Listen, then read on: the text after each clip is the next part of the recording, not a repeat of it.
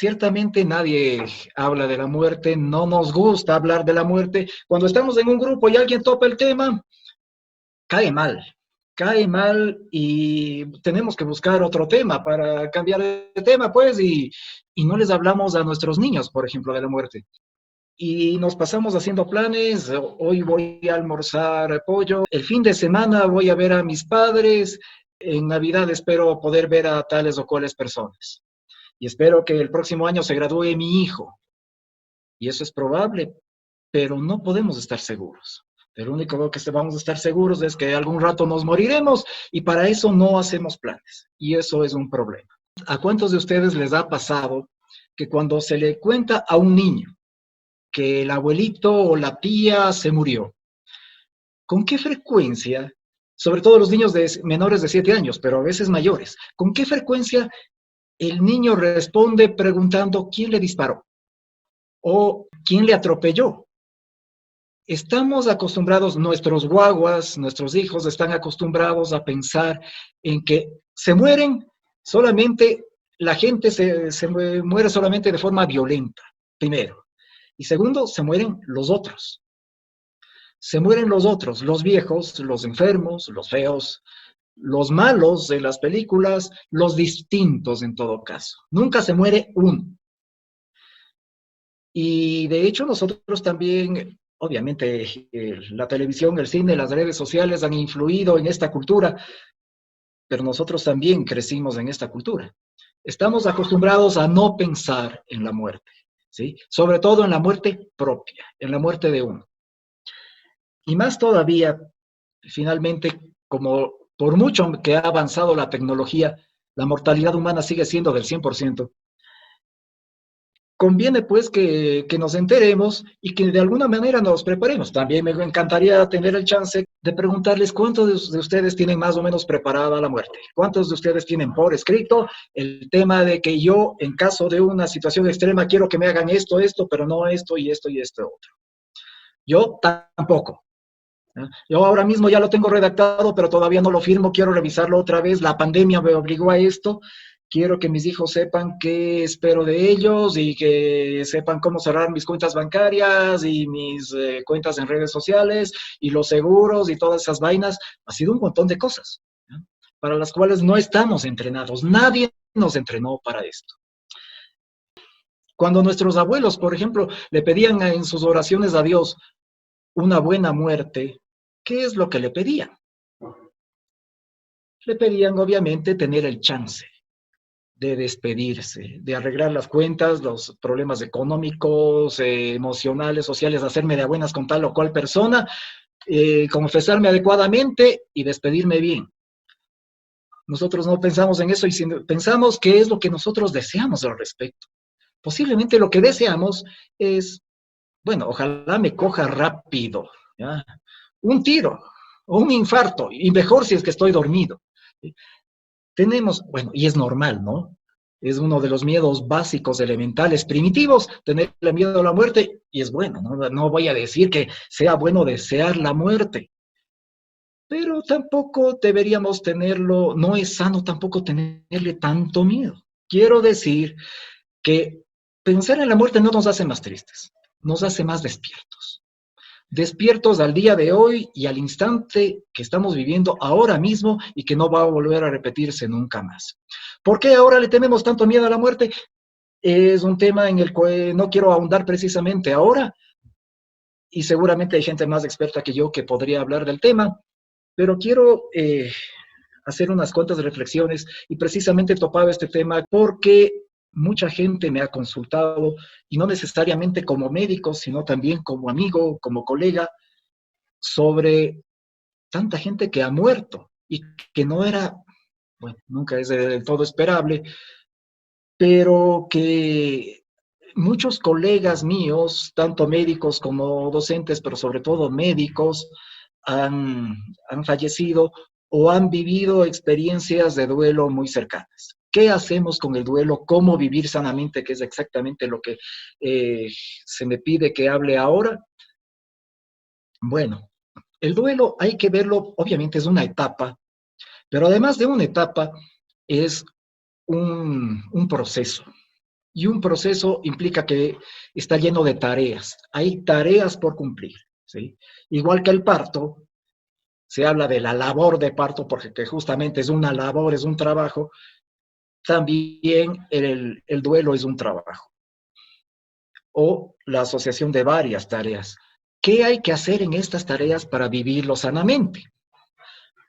Perdón por la redundancia, pero en el duelo hay que sentir dolor. Y perdón, pero no hay analgésico para esto, ¿ya? Y si es que haces algo para evitar este dolor, para minimizarlo está bien, pero para evitar ese dolor, lo más probable es que tengas que pagar esta deuda más temprano que tarde y con intereses, ¿ya? Por ejemplo, la gente que para amortiguar el dolor se pega la medicación que toma para dormir. Obviamente no va a llorar en ese momento y lo más probable es que durante el proceso fúnebre eh, haya mucha gente que piense que es admirable, que no llora, pero eso no es sano, ¿no? No es sano. Hay, de hecho, que llorar. Y lo más importante en esta etapa es que te sientas con el permiso para llorar y para topar el tema. Otra tarea entonces es buscar a alguien con quien conversar. Precisamente porque vivimos en una sociedad que niega la muerte, eh, con mucha frecuencia en esta época no estaba en moda, digamos así, llevar luto. En otros tiempos era más fácil, ¿sí? Ahora se dice que no, el luto se lleva de forma interna y esto es un proceso solamente mío y nadie tiene por qué enterarse, tal vez. Hace unos años, cuando nuestros padres, nuestros abuelos iban de negro, se encontraban con alguien y le preguntan, oye, ¿qué te pasó? Y entonces esta persona contaba y con eso se sentía libre para topar el tema y contar lo que le está pasando adentro. Ahora tenemos más o menos vedado esta posibilidad. Así pues, en esta situación, si es que no tenemos la libertad de expresar nuestro luto, tienes que buscar a alguien con quien expresarlo. No es sano, pues, que esto te lo guardes solamente tú. Tienes que compartirlo con alguien y tienes que buscar reforzar tus redes sociales. Hay gente igualmente que piensa que no tener estas redes es de alguna forma rendir un homenaje, porque nadie me va a quitar, nadie puede ocupar el espacio de esta persona querida que he perdido. Estamos de acuerdo, ¿sí? Pero precisamente necesitas tener alguien con quien te sientas libre, un hombro con el cual llorar. Es que si es que yo lloro, también van a llorar toditos. Bueno, pues sí, ¿ya? Y también es una forma de darles permiso, si así me puedo expresar, a las otras personas que también tienen su duelo, están viviendo su proceso difícil y no se sienten con la libertad de poder expresar, hablar y llorar. Entonces, encontrar estos espacios, estas relaciones con las cuales, estos hombros en los cuales llorar, es una parte importante de este proceso.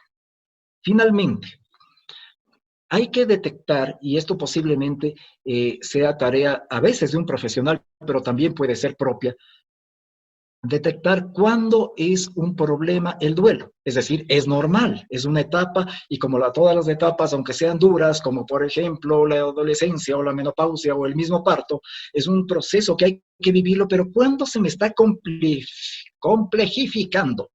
¿Cuándo se está haciendo patológico? ¿Cuándo deja de ser sano?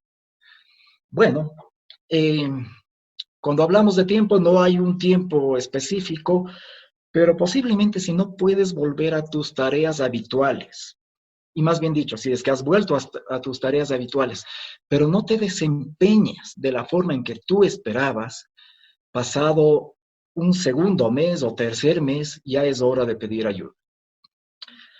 Eso va a depender, obviamente, de cada circunstancia, pero yo creo que eso es más o menos lo que podríamos definir como un punto de quiebre en el cual tenemos que pedir ayuda. Otras circunstancias dependen, por ejemplo, de la persona que hemos perdido. Ejemplo, un hijo. Si es que hay un duelo que siempre va a ser complejo, que siempre va a ser patológico, que siempre va a ser duradero y que más bien es medio anormal no salir de eso, es el duelo de un hijo, ¿no? Que espero que ninguno de nosotros tenga que vivir. Ciertamente es por eso que cuando se crearon los idiomas, por lo menos los que derivaron del latín, existe una palabra para la persona que perdió el cónyuge, para la persona que perdió al padre o a la madre, pero no existe el término para la persona que perdió a su hijo, ¿ya? Hablamos del huérfano, del viudo o la viuda, pero no de la persona, no hay un término, porque es antinatural, ¿ya? Y eso que antes la gente joven se moría con más frecuencia que ahora, no tenemos un término para eso. Por lo tanto, a un padre o madre en duelo, ya sabemos que esa persona va a necesitar apoyo. En general, las personas jóvenes, cuando fallecen, siempre conllevan un duelo complejo o con mucha frecuencia. Otra situación, cuando no hubo tiempo para preparar la despedida. Cuando saludamos esta mañana y en la tarde ya no lo viste, ¿ya? Cuando fue un proceso abrupto, normalmente esto implica más riesgo de que se haga complejo el duelo. Otra, cuando habían relaciones ambivalentes, ¿ya? Me llevaba bien, pero peleábamos a cada rato, ¿ya? O cuando hay ahí, en medio del amor que yo le puedo tener a esta persona, un sentimiento conflictivo. Por ejemplo, culpa. Por ejemplo, también cuando ha sido un proceso demasiado largo y yo le llegué a pedir a Dios y llegué a desear que esta persona falleciera. Y cuando falleció me siento culpable por haberlo sentido, o por haberlo pedido, o por haberlo pensado, ¿no? Esto también puede conllevar riesgos. Otros riesgos también dependen de tu propia historia, ¿no? Cuando en tu historia has tenido otras pérdidas que se te hicieron difíciles, se te hicieron complejas. Vale la pena que si es que ya tuviste problemas antes, pidas ayuda esta vez, ¿ya? Si es que tuviste problemas de ansiedad, depresión, problemas con sustancias, legales o ilegales, ¿ya? Con las pastillitas para dormir, ponía el ejemplo, o con el alcohol, o con cualquier otra relación conflictiva. Estos son datos que a uno le pueden ser útiles para ubicar cuándo ya esto se pasó del castaño al oscuro, como solemos decir, y puedo empezar a necesitar ayuda. Vale la pena, pues, entonces que, insisto, recordemos que es un proceso normal, que es sano topar el tema, que no tiene por qué ser de mal gusto, y si es de mal gusto con alguien, pues buscar otras personas con quien apoyarse y darte permiso, darte libertad a ti mismo para vivir esto, para expresarlo. No estamos obligados a tener siempre soluciones para todos, no estamos obligados a estar siempre de buen genio. Y yo creo que, insisto, pensar en la muerte no nos hace seres oscuros. Por el contrario, nos hace más alertas y podemos vivir mejor y aprovechar mejor el día a día.